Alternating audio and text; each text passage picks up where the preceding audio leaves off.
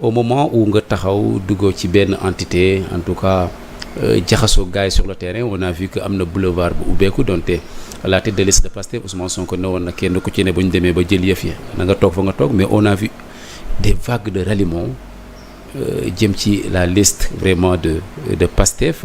Alors comment on peut expliquer tout ça, transhumance là wala convergence de vue comme ni ko ñenn ñi di justifier? Bon, je pense pas que mu nekk convergence de vue. Tu sais Sénégal léegi dañu dem ba toll ci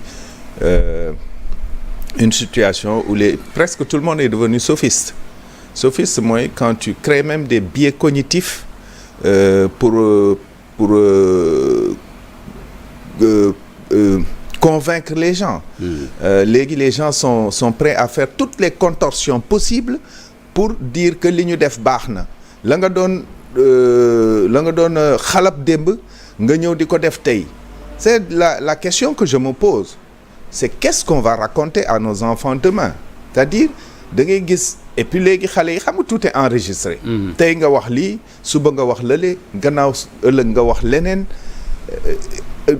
Dañuy dem ba nga xam ne on ne sait plus est-ce que l'enseignement de la vérité bi ñuy def dans les maisons c'est quelque chose de vrai ou pas. Parce que man du ma juger kenn. Kum neex mu dem fu la neex.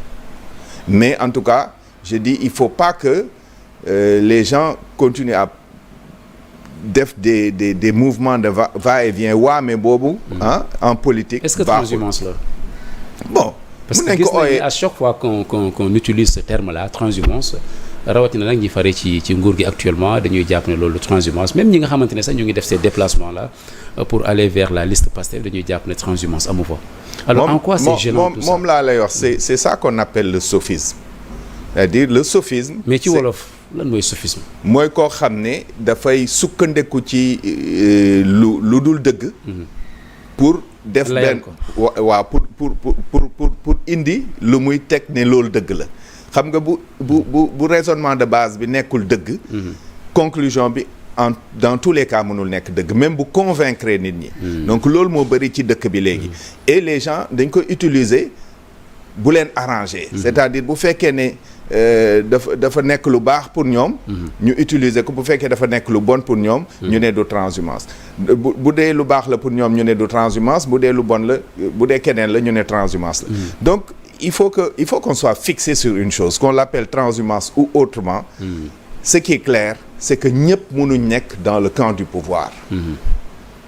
Mais on a l'impression de vivre ça actuellement. moom la ñuy vivre c'est-à-dire bu fekkee ne mel nii mosuñu ko gis dans l'histoire politique de ce pays-là aussi. Mais ça a toujours existé peut-être que fi mu nekk dafa jël dimension boo xam ne dafa commencer jéggi dayo mais dafa yàgg am c'est-à-dire à chaque fois da ngay gis ñoo xam ne depuis la nuit des temps depuis 1960. fu pouvoir bi nekk rek foofu ñu dem foofu la ñuy nekk. Donc amatul ay organisation politique yoo xam ne identifié. ñu ne par exemple kii à l'époque dañ daan gis dans les quartiers dans nos maisons ñu ne ñii famille bi waa parti socialiste lañ dañ leen di éduquer ci loolu xam nga ñu màgg ci am ci ay maam am ci papa am ci ay doom et cetera donc léegi waame la c'est-à-dire fu pouvoir bi dem rek ñëpp dañuy ndiir daal di fa dem. Loolu du lu baax. Du lu baax parce que day wone ne que yow la nga doon wax démb. gëmuloo ko. te li ngay wax te it gëmoo ci dara. te bu boobaa dañuy identifier nit ñooñu comme des gens qui n'ont pas de position ferme. Nit da nga war a am ay valeurs. Valeurs yooyu mooy entre autres boo waxee tey lii demain doo wax le contraire. Man cette phrase là que les gens utilisent on ne dit jamais en politique. Moi je dis c'est complètement faux. D'accord ci mais honorable nan lañ def ba egsi ci stade bii nii je veux dire bon comment en est-on arrivé là li ma bëgg a wax foofu mooy ñaari camp la benn camp booy réceptionné ak beneen camp bu nekkoon à l'extérieur ñëw di wuyu si tey di bu ñu demoon ba war a situer les responsabilités gis nañ la tête de liste de Pastef je peux pas parler du premier ministre Ousmane Sonko mi teniroon discours bien avant ñuy arriver à la magistrature suprême. Jàpp ne bu ñu demee ba jël yëf yi ngànk nguur gi ku nekk fa nga toogoon na nga fa toog fa nga nekkoon mais gis nañ ne actuellement ñu bëri jàpp nañ ni sax moom mooy woote pour nit ñi ñëw am ñoo xam ne également ils étaient dans les affaires foogeewuñu leen woon loolu gis nañ ñuy dem alors bu ñu doon situer la responsabilité entre les tenants actuels du pouvoir je vais parler de Ousmane Sonko de manière intrinsèque ak ñiy dem nan lañ koy situer kan mooy responsable bi dans tout ça. Moi je pense qu'il faut regarder le problème sous l'angle de 3 faits ou 4 même. La première chose c'est manichéisme bi ñu installé Sénégal c'est-à-dire ñi baax ak ñi bon. ñenn ñoo ko installé. Quasiment les gens du pouvoir et ça date de plusieurs années. C'est un discours qui est présent dans les réseaux sociaux soo ànd ak Pastef da nga baax soo àndul ak Pastef da nga bon. Donc il y a eu même des bashing contre certains leaders qui fait que ils ont eu presque peur et ils ont même fini par rejoindre le camp de Pastef. L'autre chose c'est le phénomène de la foule. Dafa am ñoo xam ne Sénégal surtout parmi les politiciens il y a beaucoup de faibles d'esprit. Il y a beaucoup de gens qui ne se font pas leur opinion eux-mêmes dans la politique. Ils sont là, ils regardent les mouvements de foule, fi foule bi dem rek ñu ànd fa dem. C'est des moudrons de panure. Troisième chose, il y a le fait que en début de campagne, malgré les foules qu'on voit suivre le leader du PASTEF, eux-mêmes ils savent qu'aujourd'hui une élection législative n'est pas une élection présidentielle et avoir eu 54% aux élections présidentielles ne leur garantit pas la majorité qu'ils cherchent. Donc je pense qu'à un certain moment Ousmane Sonko s'est ouvert à des maires de l'opposition pour les appeler à venir les rejoindre. Est-ce que ñoom tamit dañuy bañ a dégg loolu est-ce que du reniement en quelque sorte waxoon lii ba pare ñëpp jàpp ne da ngay fermer de manière hermétique. Mais moom laa lay wax c'est ce qu'on voit partout dans le monde politique aujourd'hui moo tax ma am j'ai très peur pour nos enfants. C'est-à-dire suñu doom yi dañuy dem ba gëm ne que nit. parce que ay kilifa ñoo koy def. dañuy wax lii tey suba ñu wax leneen. xale yi aussi demain dañ naan mun naa wax lii tey suba ma wax leneen dara du ma ci fekk au contraire dama ci am sax ndam. dañ ma ciy gën a naw et cetera et cetera. Il faut que les hommes politiques xoolaat bu baax. En tout cas c'est pas un bon message qu'on lance aux citoyens. C'est pas une bonne image, c'est pas un bon repérage qu'on donne et c'est quelque chose d'extrêmement dangereux pour le futur de ce pays. Il faut qu'on sache construire le pays dans la vérité et dans la rigueur. C'est-à-dire mënuñ tey ñu def lii suba ñu def lële juste parce que dañu am un objectif à atteindre et que cet objectif on considère qu'on doit pouvoir l'atteindre quels que soient les moyens utilisés. Man de en tout cas Théodore Chérif Monteil d'accorduma ci loolu. Moi j'ai des orientations très précises qui sont basées sur des valeurs que j'ai engrangées depuis mon plus jeune âge. Théodore Chérif Monteil personne ne le verra dans du waame. tey ma nekk fii suba ma nekk fële. jamais je ne le ferai pas. En tout cas vague de ralliement yi bëri na mën nañ ci citer ay noms du jeex parce que ce qu'on a vu je pense que ça a fait tiquer beaucoup de gens. Je peux prendre l'exemple de Doura Baldé, Maître Malick Sall. Je ne veux pas trop personnaliser mais il y a quand même des cas qui font tilt. Boo jëlee le cas de Déthié Fall investi sur une liste à la 5e position muy battre campagne contre cette même liste-là après avoir rejoint le camp du pouvoir. Récemment le cas de Adji Mergane Kanouté qui était également sur une liste dem rejoindre et tout ça. Alors sur tous ces deux cas le cas de Déthié Fall est-ce que mos ngeen gis lu mel noonu être sur une liste après quitter aller vers le camp du pouvoir ñëw di battre campagne contre ce cas-là. Bon vous savez j'aime pas trop parler des gens je vais peut-être faire un bref commentaire sur les faits. En tout cas man su ma ko defoon du ma nelaw. C'est-à-dire je peux pas être dans une liste j'aurais même préféré après me taire ne rien faire ne plus battre campagne me mettre en retrait.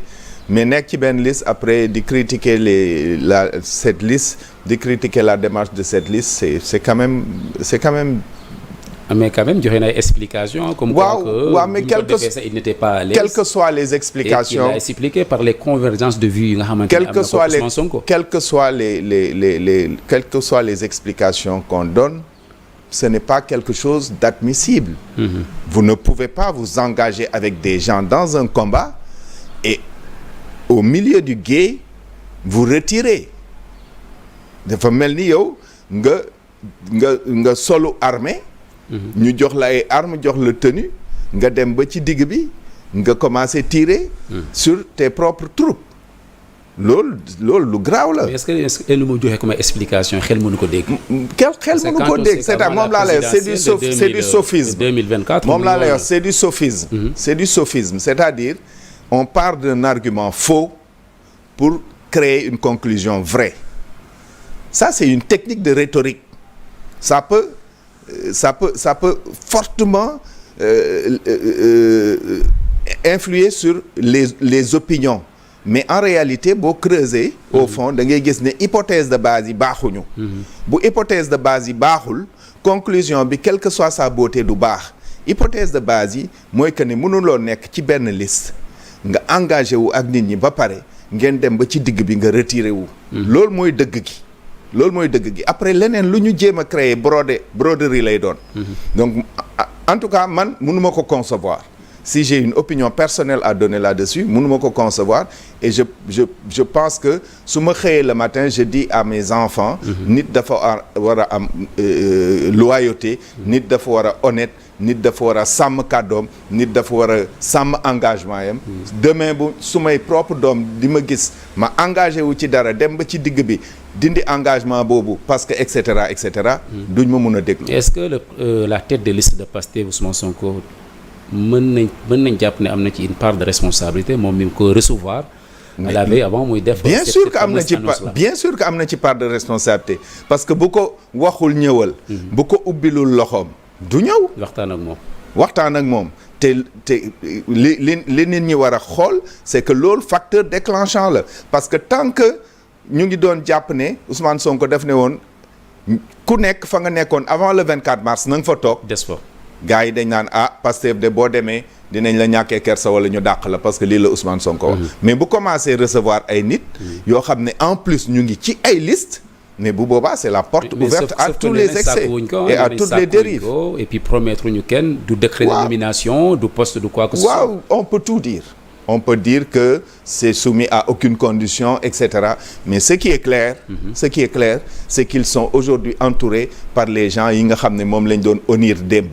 Donc ci système bi voilà mënuloo xeex ay nit mais c'est ce qu'on a toujours vu au Sénégal c'est pour ça que ce pays n'avance pas les gens veulent le pouvoir pour la jouissance du pouvoir le pouvoir il n'est utile que lorsqu'on s'en sert pour servir sa nation mais si on se sert du pouvoir pour consolider sa force et continuer à rester au pouvoir c'est quelque chose d'extrêmement dangereux loolu moo ralentir la marche de ce pays parce qu'on continue à travailler sur des individus au lieu de travailler sur des faits et sur des objectifs bien